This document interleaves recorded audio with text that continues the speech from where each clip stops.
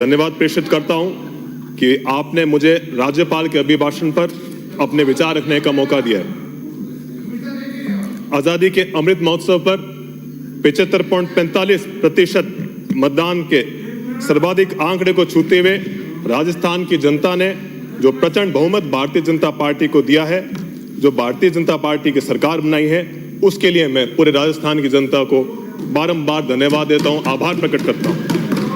कोलायत विधानसभा क्षेत्र की जनता को भी वंदन करता हूं, अभिनंदन करता हूं कि जिनके आशीर्वाद से मुझे आज आप सभी गणमान्य सदस्यों के बीच अपनी बात रखने का मौका मिला। विकसित राज्य राजस्थान व विकसित भारत 2047 के संकल्प के साथ हम आगे बढ़ेंगे। सबका साथ, सबका विकास, सबका विश्वास, सबका प्रयास हमारी सरकार का मंत्र रहेगा। मोदी जी की गारंटियों पर विश्वास जताकर जनता ने जो ऐतिहासिक निर्णय दिया है, उसकी हम सब सराहना करते हैं। इसी निर्णय के साथ हम अराजकता के अंधकार से सुशासन के उजाले की ओर अग्रसर बढ़ चुके हैं। सभापति महोदय, आपके माध्यम से बताना चाहता हूं कि मेरा विधानसभा क्षेत्र पश्चिमी राजस्थान के भारत पाक अंतर्राष्ट्रीय सीमा पर स्थित है। हमारा संपूर्ण क्षेत्र थार रेगिस्तान के अंदर आता है। मेरा खुद का गांव बरसलपुर अंतर्राष्ट्रीय सीमा से मात्र 10 किलोमीटर दूर है। अतः मैं खुद पश्चिमी राजस्थान की समस्याओं और चुनौतियों से बखूबी वाकिफ हूं। यहाँ जीवन कृषि और पशुपालन पर आधारित है। यहाँ लोग गांव में कम और खेत ढाणी में ज्यादा निवास करते हैं। सन 1987 में सीमांत क्षेत्र के विकास के लिए भारत सरकार ने बीडीपी योजना लेकर आई थी। इस योजना से राजस्थान के सादुल शहर, गंगानगर, करणपुर, अनूपगढ़, खाजूवाला, कोलायत, पोखरण, जैसलमेर, शिव, चोटन, सांचौर जैसे सरहदी इलाके पिछले 3 दशकों से लाभान्वित हो रहे थे। परंतु पिछले कांग्रेस सरकार में हुई अनियमितताओं के कारण ये योजना गत 2 सालों से बंद पड़ी है। सीमावर्ती क्षेत्र की विशेष आवश्यकताओं को देखते हुए और इस क्षेत्र में आधारभूत सुविधाओं को विकसित करने एवं इलाके के संपूर्ण विकास के लिए इस योजना को पुनः चालू करवाना अति आवश्यक है। अभिभाषण के पैरा संख्या 16, 17, 18, 19 में आरडीएसएस और सौभाग्य योजना का वर्णन है। इस योजना की शुरुआत हमारे यशस्वी प्रधानमंत्री नरेंद्र जी मोदी द्वारा देश के हर गांव और शहर में विद्युतीकरण से वंचित प्रत्येक गरीब परिवार को बिजली की सुविधा प्रदान करने के लक्ष्य से करी गई थी। परंतु बड़े दुख से कहना पड़ रहा है कि पूर्व की सरकार के कार्यप्रणाली के कारण हमारे प्रधानमंत्री जी का विजन धरातल पर नहीं उतर पाया। पिछली सरकार की उदासीनता और गैर संवेदनशील रवैये के कारण आज भी धरातल पर हजारों परिवार रोशनी के उजाले से दूर हैं। यह योजना राजनीतिक भेदभाव, मतभेद और भ्रष्टाचार के ऐसे भेड़ चढ़ी कि जरूरतमंद पात्र आज भी विद्युतीकरण से वंचित है। स्थानीय भ्रष्ट अधिकारियों और ठेकेदारों द्वारा मन मुताबिक सर्वे करे गए और ऐसे पात्र ग्रामीणों को चलते काम में छोड़ा गया जिनकी कनेक्शन से मात्र दूरी 1 किलोमीटर एक पोल की थी। और तो गौरतलब है कि उन भ्रष्ट ठेकेदारों के चहितों के विद्युतीकरण कनेक्शन के लिए 20-20 खंभों की विद्युत लाइन रातों रात खड़ी कर दी गई। हठकर्मिता दिखाते हुए उन्होंने कहीं ट्रांसफार्मर नहीं दिए तो कहीं तार नहीं दिए और तो कई स्थानों पर सिर्फ खंभे खड़े कर काम अधूरा छोड़ दिया। लाइट और पानी दो ऐसी जरूरत है जो ग्रामीण व युवाओं के स्वास्थ्य, पढ़ाई और रोजगार के लिए अति महत्वपूर्ण है। इसी प्रकार पैरा संख्या 20, 36 और 48 में भी जल जीवन मिशन की बात रखी गई है।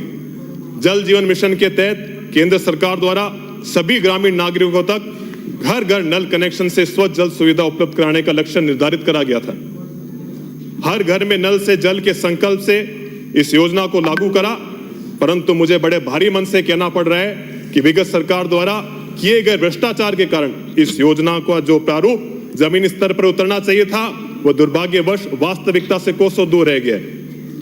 भ्रष्ट ठेकेदारों और कर्मचारियों द्वारा जेजेएम के नियम कायदों की खुलेआम अनदेखी करी गई। सैकड़ों गांवों में जगह जगह निम्न गुणवत्ता की पाइपलाइनों का उपयोग करा गया और जहां नियम अनुसार पाइपलाइन की गहराई 1 मीटर होनी चाहिए थी, वहां पाइपलाइन की गहराई मात्र 8 इंच रखी गई है। परिणाम स्वरूप अनेकों पाइपलाइनों का काम संपूर्ण होने से पहले ही क्षतिग्रस्त हो गई है या उनमें लीकेज की शिकायत है। पानी की टंकियों की गुणवत्ता और लेवल भी मापदंडों के अनुसार नहीं है। नवनिर्मित टंकियों में भी रिसाव की शिकायत आम है, जो कि अस्वीकार्य है। कई जगह कार्य अधूरा होने के कारण के बावजूद भी ठेकेदारों को भुगतान कर दिया गया। कई गांव तो ऐसे हैं जिनमें टंकी बनने के बाद 2 साल में एक बार भी पानी नहीं भरा। अधिकारियों द्वारा मन मुताबिक घर व ढाणी को जोड़ा व छोड़ा गया। पुरानी सड़कें और चालू व्यवस्था पेयजल की योजनाओं को भी क्षतिग्रस्त करके छोड़ दिया गया है। इन सभी कारणों से ग्रामीण आज आजादी के 75 साल बाद भी टैंकर से 500 और 1000 रुपए में पानी डलवाने को मजबूर है। सभापति महोदय, मैं आपके माध्यम से सरकार से निवेदन करता हूं कि जेजेएम और सौभाग्य योजना में हुई अनियमितताओं में लिप्त दोषी कर्मचारियों ठेकेदारों पर उच्च स्तरीय जांच करवाकर कड़ी से कड़ी कार्रवाई करी जाए तथा धरातल पर जो अभाव है उन्हें जल्द से जल्द सुधार किया जाए। पश्चिमी राजस्थान में माननीय सदस्य, मेरे सर 2 मिनट और। पश्चिमी राजस्थान में काफी लोग आज भी कच्चे आशियाने में रहते हैं, जिनकी छत या तो खीम की होती है या फिर अन्य किसी स्थानीय लकड़ी से बनी होती है। भीषण गर्मी के वक्त या फिर किसी चिंगारी या बिजली स्पार्किंग की वजह से उनके आशियाने आगजनी के शिकार हो जाते हैं। ऐसी आगजनी की घटनाओं में लोगों के घर, मवेशी, फसल, नकदी भी और भी अन्य चीज, उनकी जीवन भर की कमाई सब नष्ट हो जाती है।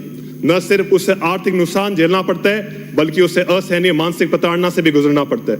उसकी उम्मीदें और सपने उस आशियाने के साथ जलकर खाक हो जाते हैं। उसके बावजूद भी वो हार नहीं मानता है। अपने बचे एक जोड़ी कपड़े में अपनी शेष बची हिम्मत जुटाकर अपने परिवार के लिए संघर्ष पथ पर चल पड़ता है। कई महीने पटवारियों, थानों के चक्कर काट कर वो अनेकों रिपोर्टें तैयार करवाता है, परंतु धोखा तो उसे तब होता है जब कई महीनों के तब के बाद उसे मात्र 41 रुपए थमा दिए जाते हैं। 2015 की गर्मियों में हमारे विधानसभा क्षेत्र के भलूरी गांव में 40 पाक विस्थापित परिवारों के कच्चे आशियाने जल गए थे। हमने तुरंत उसी दिन सरकार से 95,100 के चेक प्रत्येक परिवार को दिलाए। हमने भामेशाओं से मिलकर 17 दिनों में 40 मकान, पक्के मकान, कमरे, रसोई, लेट बाथ और बरसाती टांके बढ़ाए। सभापति महोदय, माननीय सदस्य साहब 10 मिनट का टाइम दिया था। 10 समाप्त हुआ। 10 मिनट का टाइम दिया था साहब। 10 मिनट जीवाराम जी साहब 10 मिनट का टाइम दिया था। आपने 2 मिनट मांगे, 2 मिनट दिया आपको। आखिरी जोड़ी कपड़े में उसके पास ना आटा है, बिस्तर लेने के लिए नहीं है। सभापति महोदय होगा।